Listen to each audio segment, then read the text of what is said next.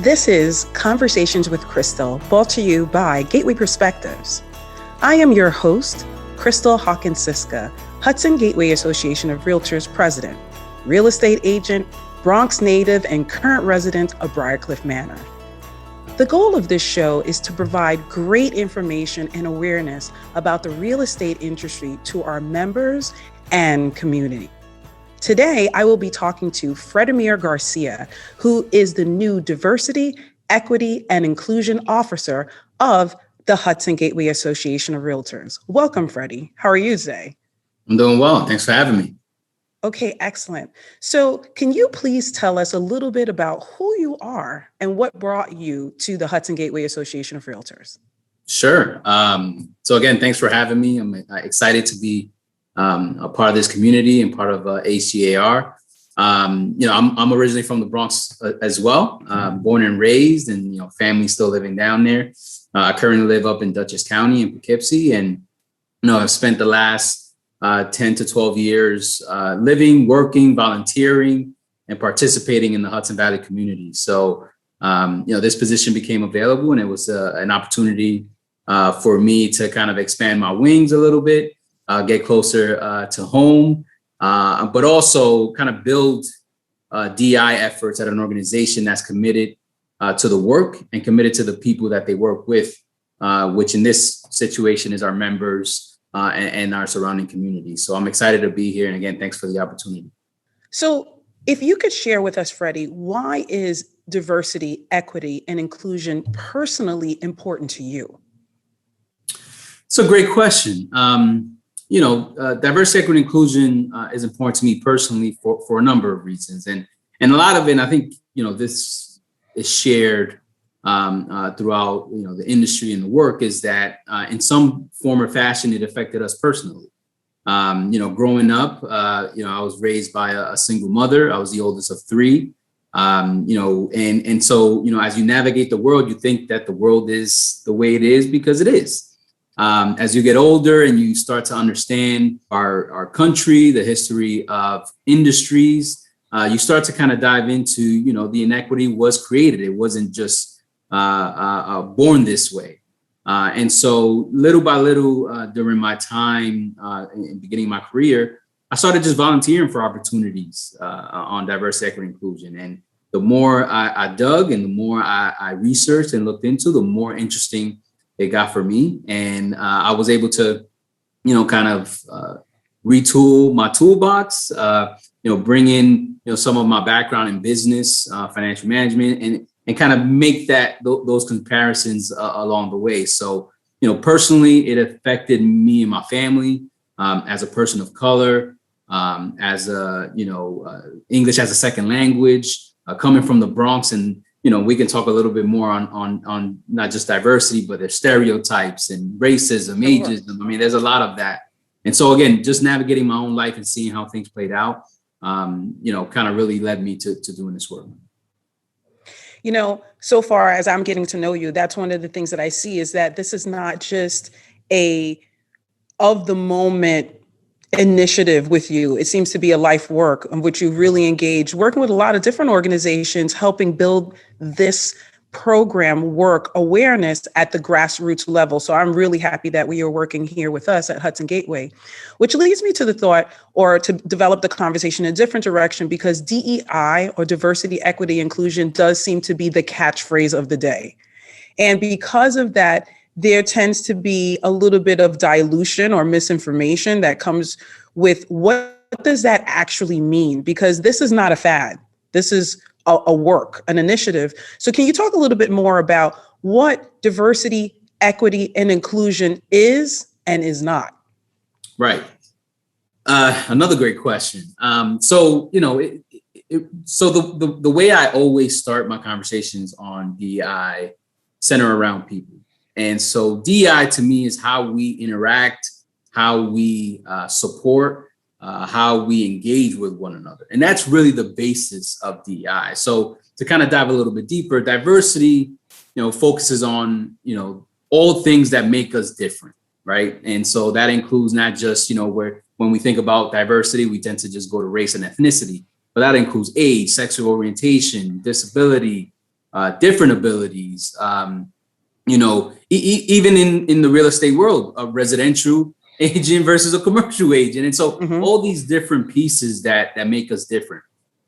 Equity, is really around the fair access and opportunity for people. And so, when I think about equity is, policies, programs, how are things designed the way they're designed. And so you really, when you talk about equity, is really kind of getting to the beginning, to who's prospering, who has the power in those scenarios, and how can you kind of make those things shift so things are more fair for everyone. And then inclusion is how you navigate those spaces. So, it's how people feel. Do they feel like they belong? Do they feel like they can be themselves? Do they feel like they can prosper in the environments that they're in? So when you combine all those things, is really what creates the environment that you're looking for, right? You want people to be themselves. You want people to give 110%, whether it's the workforce or an association like ours. You want people to feel like they have opportunity, which then drives them to work a little bit harder. So again, all those things combined is what makes DEI so special. And again, it really is focused on building people and working with people and allowing people to be great in terms of what they do. And that's what I'm hoping to bring to the association, specifically to our members, is how can I be as a resource as we think about things, as a, when you're trying to recruit new agents, when you're trying to integrate them into an environment or a culture that they're not used to, or an agent who comes from a different state, or an agent, those kind of things we have to think about as we develop these programs. And it's one of the things that I think is very important to help us be better practitioners. And also it helps our community also feel engaged and embraced, because it really will change how we show up in terms of being real estate agents. So that's a good point that I'm glad that you shared. Now, one little thing for those who are our listeners, both our members and our public, can you briefly state or explain the difference between DEI and fair housing? Sure. And that's a great question, because that is something that I'm certainly wrapping my head around. I'm not a realtor. I don't come from a real estate background. But a lot of the work is consistent across the board. So, what I was really been focused on, and kudos to AGR for really tackling fair housing, not only in terms of what it is and the regulations, the laws, which is obviously the fair housing piece, but really engaging members in the conversations and discussions around it, right? What to expect, do's and don'ts. How does that make us better, not only as realtors, but as people? And I think that has been important. So again, fair housing really focuses on the laws, the regulations, the rules. Obviously, that comes from New York State and the federal government. DEI is different in the sense that it really focuses on serving people in the best way possible, right? And so when I think about DEI, cultural competence, right? So for me to go and navigate in selling a home to people who may come from different backgrounds, from different parts of the world, from different languages, being sensitive to that and understanding that makes that relationship stronger, makes you understand their motives in selling or buying, makes you understand kind of the opportunities that they're looking for, which creates a better bond between agent and client. And so diversity is really understanding that piece of it. And then fair housing is understanding the do's and don'ts of the lay of the land when it comes to, obviously, promoting houses that are for sale, but also interactions with people, what you can't say, how you position certain things in the community, et cetera. And when you combine those two, I think is what makes a realtor even more powerful in their work. And again, who benefits? We benefit as realtors. The community benefits because now they feel a strong bond with someone from the community outside of just being a realtor. And then again, the word gets out and people feel comfortable. And we all know that the word of mouth is a strong power. And so all those things combined, coming together is what makes this work worthwhile. Yeah, I know that the only way I stay in business is definitely through word of mouth. So I can say, as a practitioner, I know this is a big undertaking, but with leaders like you and those who are committed to the work, like myself and others that we're gaining engagement from, I think that we will see the results that we're looking for. Because, as stated before, this is not just something that we're doing to check a box. It's not just the fad of a moment. It's a it's an evolution. It's a reformation of the whole experience as Americans and people and community across the board. So I'm excited about what we're doing, even though I know it's a great undertaking. And we're just one industry in the whole that's taken that Right. on. So to that end, at Hudson Gateway Association of Realtors, we've done a lot to bring us forward. And one of them was a major initiative that we were able to accomplish is the creation and formation of a diversity, equity, and inclusion committee to start looking at these issues and bringing them into real life. To that aim, our goal now is to release a survey to our membership. Can you talk a little bit more about what that survey is and why it's so important? Sure. So data drives decisions. And so we want to make sure that when we make decisions, especially myself in this new role, that it is in conjunction and side by side by who our members are and what their feedback is. I would love the opportunity to sit down with people one-on-one, get their feedback, talk about DEI, talk about what they think about it, what they're having struggles with. But it's not possible with a membership of 13,000 people. And so I think the survey is going to help us do two things in particular. So first is the survey is going to give us some accurate data on the demographics of our membership, right? We here are a strong knit community, and we want to know who's in our community. And so that's going to then translate to then understanding, what kind of resources, support, what kind of opportunities we should be putting in place for our members. The second thing is we're going to ask some questions to make sure that we, as an association, are steering the ship in the right direction.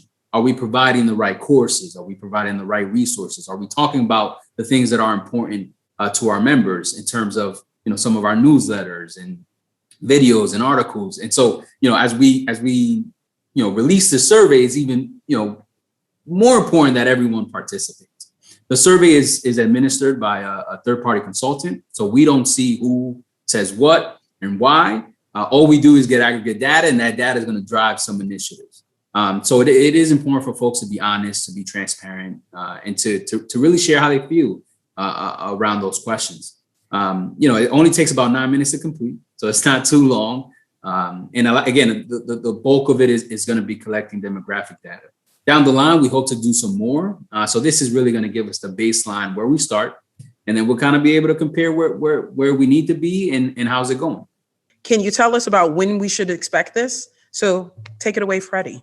Sure. So we are in the process now of finalizing the details of the survey, and should be hitting your inboxes as members. So these are our realtors and affiliates sometime the week of June 12th. And so you'll get an email from our CEO Richard, and he will kind of explain exactly what the process is. You'll click a link and he'll take it from there. So again, we're excited to share that with you and hear all the feedback that you have for us.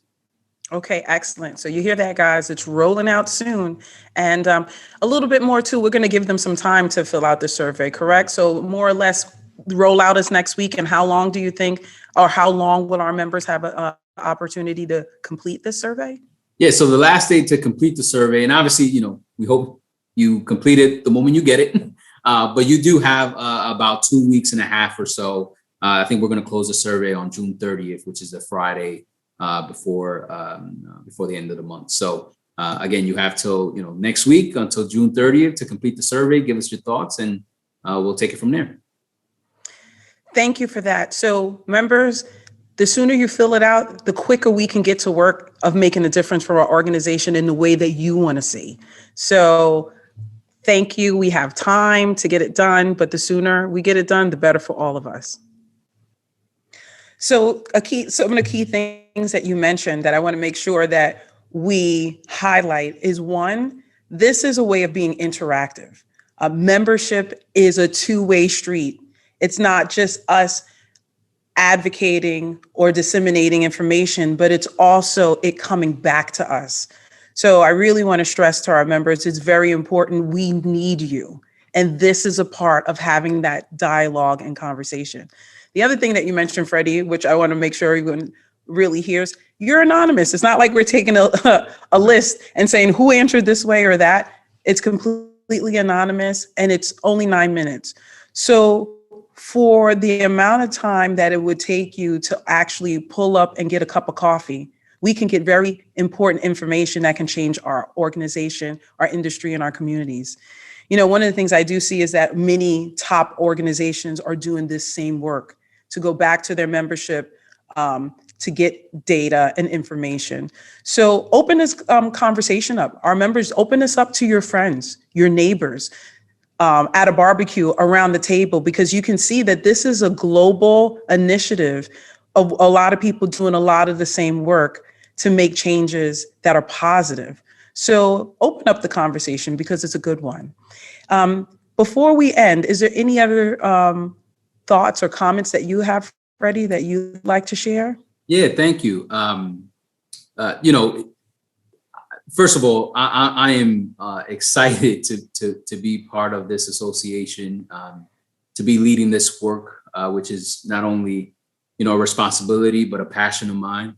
At the same time, you know, I want folks to understand that this isn't easy work, and it's not easy to understand either. And, you know, there's a lot of misinformation that you mentioned in the beginning. There's a lot of things going around in terms of what DEI is and what's the purpose. And if you have questions, you know, I encourage you to reach out. You can find me online. You know, you can call our office. I'd be happy to have discussions. But I really want to let folks know that, you know, my role is not to move faster than we need to. My role is to make sure that we all move together in this work.